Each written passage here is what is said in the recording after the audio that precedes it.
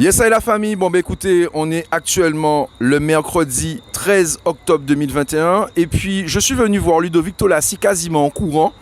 Puisque si vous n'avez pas vu le live, parce qu'ils avaient une réunion cet après-midi avec le SMO, il a donné une nouvelle assez fracassante. Je crois même que le président du SMO n'a même pas percuté la hauteur. Alors, je laisse Ludovic en parler parce qu'il fallait vraiment qu'on fasse le point sur cette information.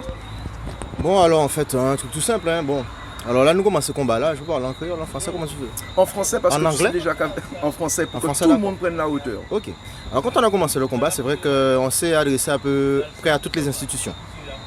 S'adressant à toutes les institutions, on a bien vu qu'en Guadeloupe, entre Branquignol, bras cassés, voilà quoi, hein, entre les représentants de l'État bouffon, etc., on n'arrivait pas à obtenir le résultat dont on voulait. On se disait, mais c'est bizarre quoi, il n'y a pas de en Guadeloupe, il y a des tours d'eau, on est sûr de subir des injustices et pourtant tout le monde faisait comme si c'était normal.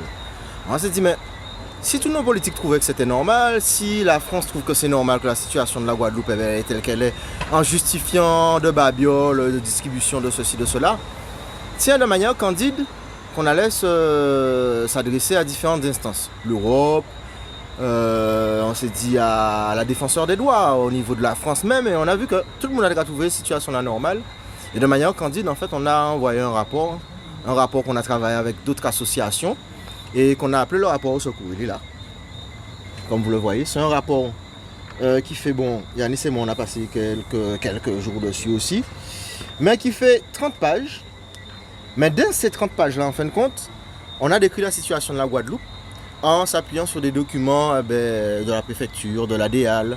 Quand on parle par exemple ici qu'il y a des écoles qui ferment quand il n'y a pas d'eau, on a récupéré par exemple l'ensemble des arrêtés municipaux qui démontraient qu'effectivement qu'il y avait pas, quand il n'y avait pas d'eau, que les écoles étaient fermées.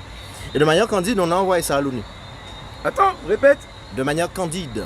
À l'ONU. À l'ONU. Et on était aidé d'autres personnes qui sont spécialisées dans d'autres types, on va dire, de stratégies judiciaires. Et en espérant, on a à l'ONU ce qu'on appelle des rapporteurs spéciaux. Et là, au mois de juillet, en fin de compte, s'appuyant sur ce rapport-là, rapport qui sorti Guadeloupe, bon Guadeloupe qui fait, en fait des gens de la Guadeloupe, du monde Guadeloupe. Voilà, des gens qui arrêté Guadeloupe qui fait rapport là. Il y a qui a travaillé sur ce rapport?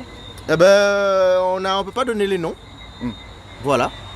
On a quelques juristes, quelques d'autres personnes d'association. Bon, après, je suis les mots, on va connaître, parce que bon, voilà, il fallait finaliser pas mal de choses, notamment par rapport au dispositif hors secours potable et tout ça.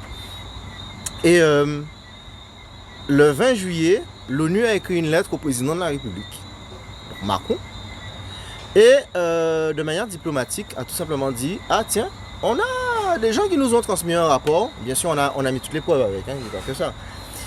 Et on pense que ce sont des allégations. À ce qui paraît, bon, de toute façon, le courrier sera sur ton truc là quand tu vas faire le truc. Bien sûr. À ce qui paraît, quand il n'y a pas d'eau, enfin, il n'y aurait pas d'eau en Guadeloupe et il y aura même des tours d'eau. Bon, on sait que c'est des allégations parce que la France a signé des traités avec nous. Nous savons très bien qu'il n'y avait pas de tours d'eau en Guadeloupe.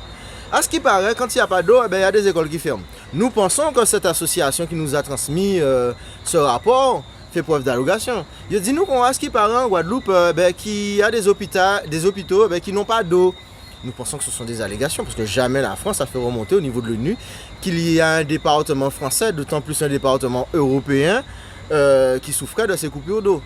Et il a donné à la France 60 jours pour pouvoir prouver que ce qu'il y avait dans ce rapport était faux. Et les 60 jours, parce que c'est le 20 juillet que le courrier est parti. Et au bout de 60 jours, en fin de compte, la France n'a pas répondu. Elle n'a pas répondu simplement parce qu'elle ne peut pas prouver que c'est faux. Et que pour la première fois, en fin de compte, on a près de 5 rapporteurs onusiens, donc de l'ONU, qui se penchent sur le dossier. Et juste pour annoncer aussi que de manière subséquente, sans trop annoncer la couleur non plus, qu'il y a un certain nombre de démarches qui seront entamées par Moun Guadeloupe et d'actions bien sûr sur le terrain. Il faut nous bien faire rentrer en côté. Donc, que nous allons commencer à enchaîner sérieusement sur eux, sur les différentes injustices que nous traversons en ce moment, notamment à la crise de la Covid-19.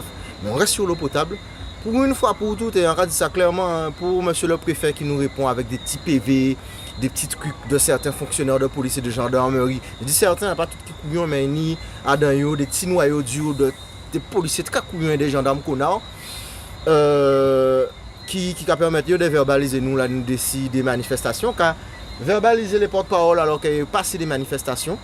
Et eh ben, il n'y a pas de souci. Il n'y a pas de souci, nous allons régler tout ça, pas dans le chaos. Nous allons faire ça bien propre. Mais sache que les représentants de l'État, toutes les personnes qui auront affaire de près ou de loin à cette injustice, cette espèce de maltraitance sanitaire que nous avons subie, eh ben, nous faisons en tant que maman à un certain moment. Ah merde, excuse-moi. Bon voilà, eh ben, c'était tout. Hein. Merci la famille. À suivre. On va mettre ça où?